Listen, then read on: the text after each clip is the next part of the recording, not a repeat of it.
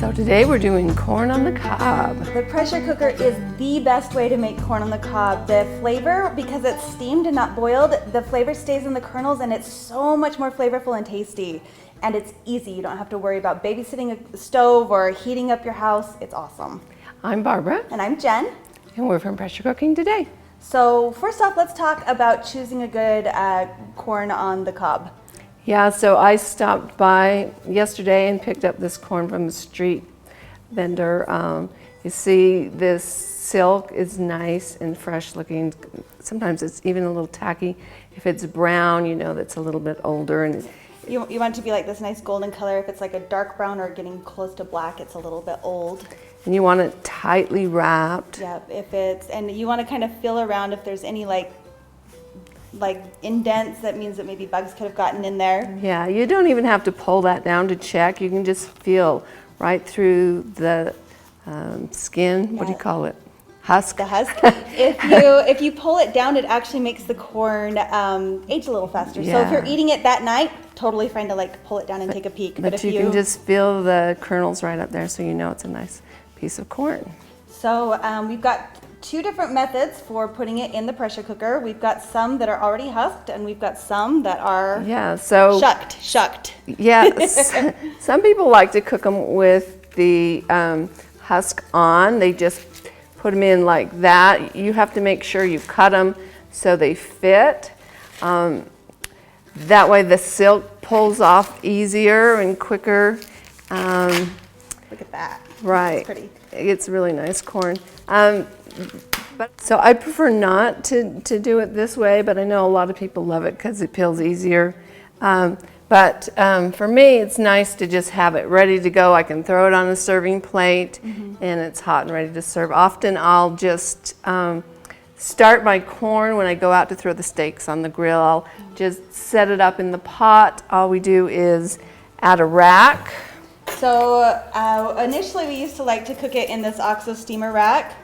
I generally like to cook it in my avocado steamer basket because I can just pull it all out while it's hot and put it in the sink and then take things out, and I don't have to worry about hot drips.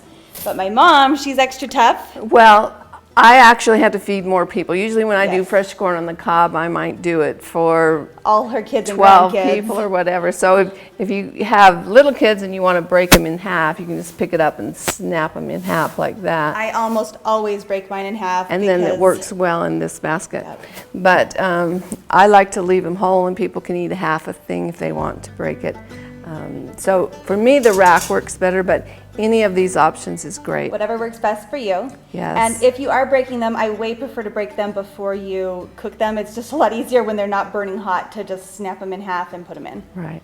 So we're going to use 2 cups of water on this. Yep. So go ahead and add that in because you always need your water when you're pressure cooking. Yep. And what's nice about cooking it in the pressure cooker also is you only need 2 cups of water instead of waiting for a big pot of water to boil. Yep. So that speeds up your cook time. And then you just kind of layer them in. This one is a little long, so we'll put the other one on like that and stack that one underneath. However they fit best. Yep. If you can break them in half, if you have an 8-quart, maybe choose that for corn. Either way works. Yep, and this recipe is, because it's based on the thickness of the corn and not the number of kernels that the number of cobs that you have in your pressure cooker, you can fit as many as will fit in there. And that's another reason why I like to break them in half, is because then I can fit more in. And when you do want to make sure that you're not smashing them in, because that'll kind of break some of the corn kernels and it won't cook up quite as nice, but as many as you can fit in your pressure cooker, this will work for.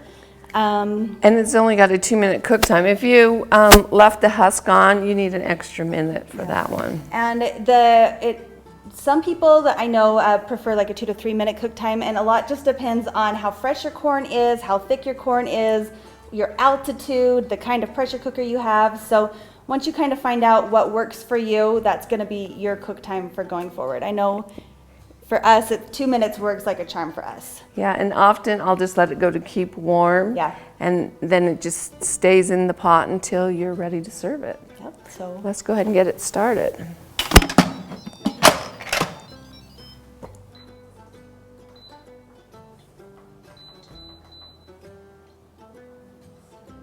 All right, so when the float valve drops, we'll just remove the lid, shake, drips in there. And this is a little trick. You can use these canning jar lifters to get your corn out of the Instant Pot. Oh, I got the handle in the way. Those work really well. I don't have the canning tongs, canning jar lifters, so I just use my mini mitts. This is one of my favorite things for the mini mitts. They just go in and come out real nice, just on top like that. So Jen's a big fan of the...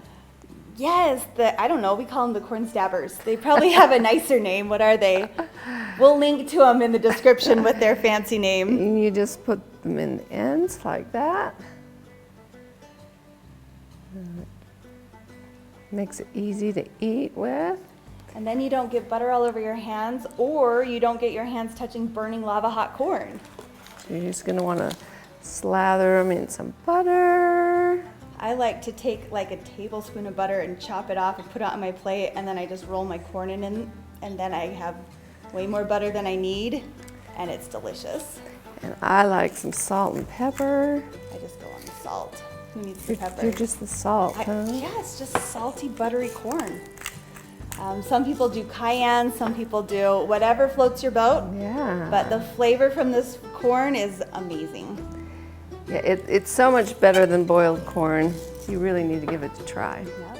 So be sure and like and subscribe for more great recipes. Yep. And leave us a comment and let us know how it went for you.